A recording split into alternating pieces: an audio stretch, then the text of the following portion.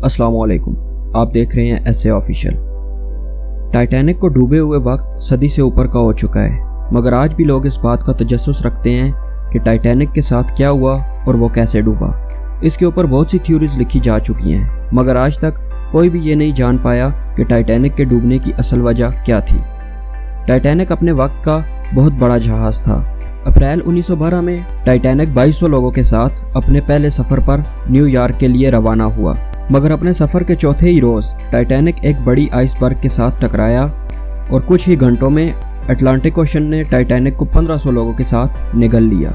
लेकिन क्या वो वाकई में एक आइसबर्ग ही थी जिससे टाइटैनिक टकराया और टाइटैनिक का पहला सफ़र उसका आखिरी सफ़र बन गया, या फिर कुछ और हुआ जिससे हम लोग आज तक अनजान हैं? आज की इस वीडियो में हम आपको 5 ऐसी कंस्पायरेसी थ्योरीज के मुतालिक बताएंगे जिनमें टाइटैनिक के डूबने की वजूहात बयान की गई हैं।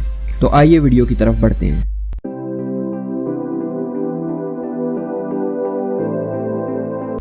पहली थ्योरी में ऐसा माना जाता है कि जो जहाज़ डूबा वो टाइटैनिक नहीं था।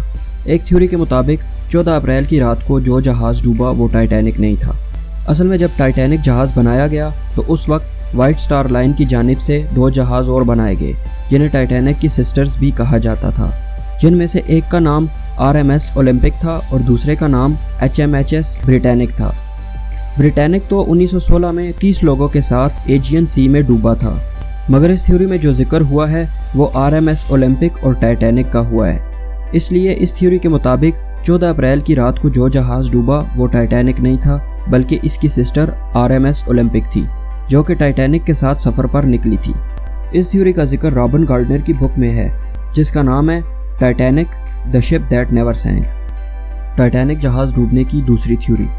इस थ्योरी में ऐसा माना जाता है कि टाइटैनिक पर हमला हुआ था। जैसा कि टाइटैनिक को इंजीनियरिंग का अजूबा समझा जाता था, कुछ लोगों ने दावा किया कि टाइटैनिक आइसबर्ग से टकराने की वजह से नहीं डूबा, बल्कि किसी बैरूनी ताकत की वजह से डूबा, यानी कि टाइटैनिक जहाज़ पर जर्मनी की टॉर्पेडो सबमरीन ने हमला किया। इस नज़रिए के हामियों ने इस बात की निशानदेही की है कि जब जहाज़ डूबना शुरू हुआ तो जहाज़ से जिंदा बचने वालों ने कहा कि उन्होंने धमाकों की आवाज़ें सुनी, मगर इस थ्योरी को ज़्यादा लोग नहीं मानते। टाइटैनिक के मुतालिक तीसरी थ्योरी, परोहा की मनुसियत। इस थ्योरी में टाइटैनिक जहाज़ डूबने को एक मनुसियत की वजह करार दिया गया है। इस थ्योरी के मुताबिक टाइटैनिक पर सफ़र करने वाला एक मिस्री अपने साथ एक मम्मी को ले जा रहा था। उस मम्मी को टाइटैनिक के अंदर रख दिया गया। इस थ्योरी में लोग ऐसा मानते हैं कि वो मम्मी मनहूस थी, जिसकी वजह से टाइटैनिक जहाज़ अपने पहले ही सफ़र में डूब गया। दोस्तों, अगर मेरी नज़र से इस थ्योरी को देखा जाए तो ये थ्योरी कुछ खास स्टैंड नहीं करती। बहरहाल इस थ्योरी को लोग मानते हैं। नंबर 4, एक जहाज़ ने मदद करने से इनकार कर दिया। इस थ्योरी में ऐसा माना जाता है कि जब टाइटैनिक जहाज़ डूब रहा था तो उस वक्त सैमसन नामी शिप टाइटैनिक जहाज़ के आसपास थी। ये शिप इलाकाई पानियों में शिकार कर रही थी, इसलिए टाइटैनिक की तरफ से दिए गए इशारों को इस शिप ने नज़रअंदाज किया और दूर चली गई। Number 5, fire.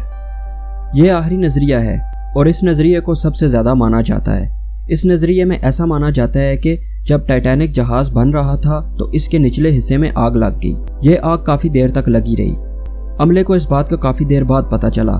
ज़्यादा आग लगने की वजह से जहाज़ का स्ट्रक्चर काफ़ी कमज़ोर हो चुका था। जैसा कि ये टाइटैनिक का पहला सफ़र था और इसके लिए काफ़ी टिकट्स बुक हो चुके थे, इसलिए टाइटैनिक जहाज़ का उस वक्त वहाँ पर रुक जाना लगभग नामुमकिन था। इसलिए इस चीज़ को नज़रअंदाज करते हुए टाइटैनिक जहाज़ अपने पहले सफ़र की तरफ रवाना हुआ और जब जहाज़ आइसबर्ग से टकराया तो आइसबर्ग उसी जगह पर लगी जहाँ पर आग लगी थी। आग की वजह से वो जगह कमज़ोर हो चुकी थी। ऐसा माना जाता है कि अगर आग ना लगती और वो स्ट्रक्चर कमज़ोर ना होता तो शायद आइसबर्ग इतना नुकसान ना देती, तो शायद आज टाइटैनिक नहीं डूबता। तो दोस्तों, ये वो 5 थ्योरीज हैं जिनको लोग मानते हैं। असल में क्या हुआ ये तो अल्लाह ही बेहतर जानता है, मगर आप हमें कमेंट बॉक्स में ज़रूर बताइए कि आपको क्या लगता है कि इनमें से वो कौन सी वजह रही होगी जिसकी वजह से टाइटैनिक जहाज़ डूबा।